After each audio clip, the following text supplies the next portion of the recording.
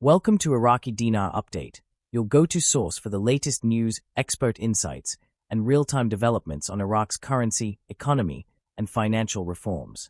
Whether you're a long-time investor or just curious about the dinar, you're in the right place. Security and stability are the foundational pillars of any nation's progress, particularly when it comes to major financial overhauls like monetary reform.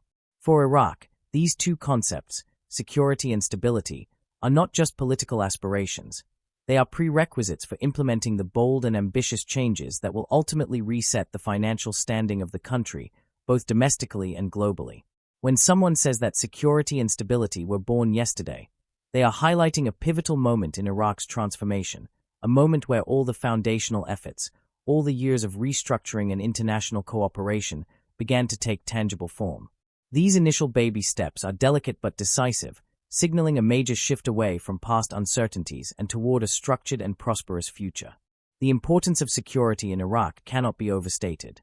For decades, the nation has suffered through war, insurgency, internal division, and external interference.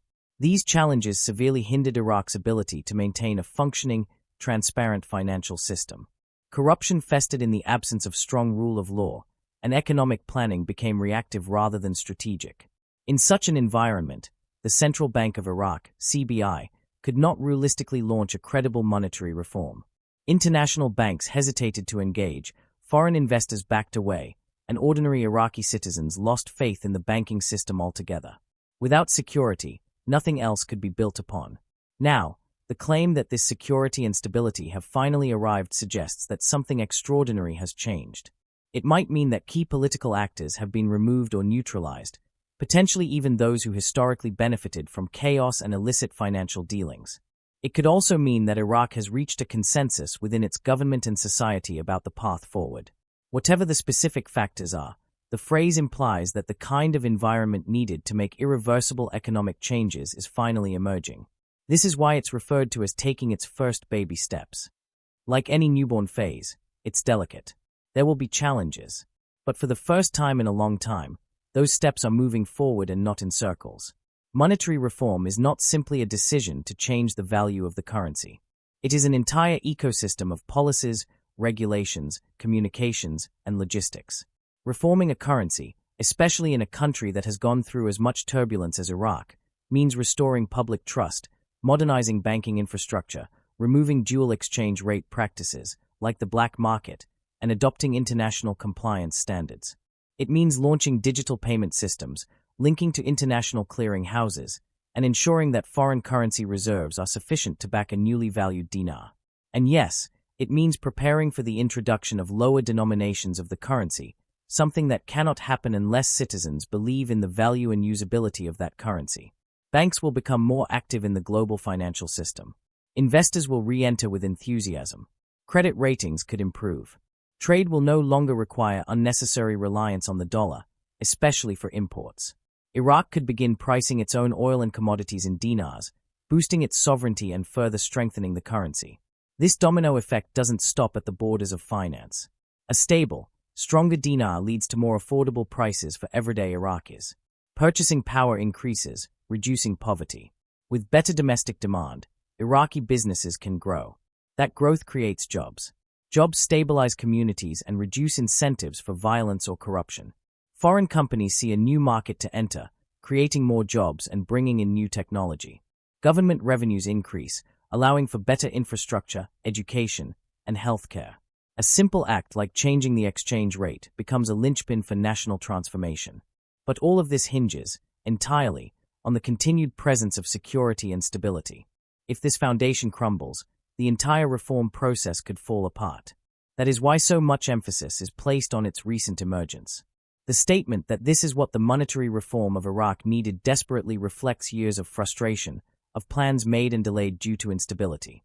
It also carries hope, a belief that with this newly born stability, the country finally has a window to achieve everything it has planned.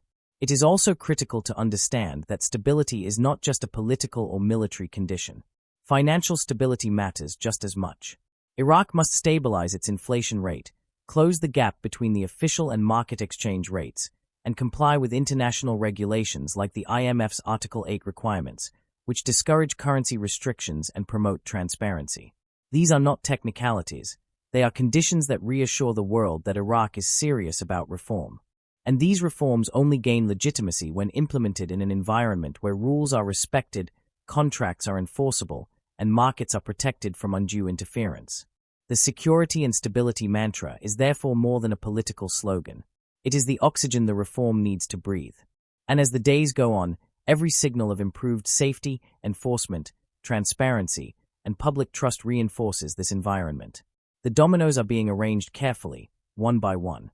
Each one depends on the last, and once the first falls, likely in the form of an exchange rate adjustment or release of lower notes, the rest may fall in sequence: trade, investment, purchasing power, regional influence, and national pride. The citizens of Iraq, many of whom have waited decades for this moment, will be the ultimate beneficiaries. And while they are asked to be patient a little longer, they can now see signs that the wait is not in vain. For those observing closely, the signs are everywhere: modernization of banking systems, international meetings, fiscal discipline, anti-corruption measures, and now, visible improvements in internal security. These are not isolated occurrences. They are coordinated efforts designed to give birth to something permanent, something transformational. In closing, Iraq's path to a revalued currency and a stable financial future does not lie in spontaneous decisions or mere wishful thinking. It lies in a strategy built on the hard-earned foundation of peace and lawfulness. That foundation has just emerged, like a newborn. It needs time, support, and careful nurturing. But it is real.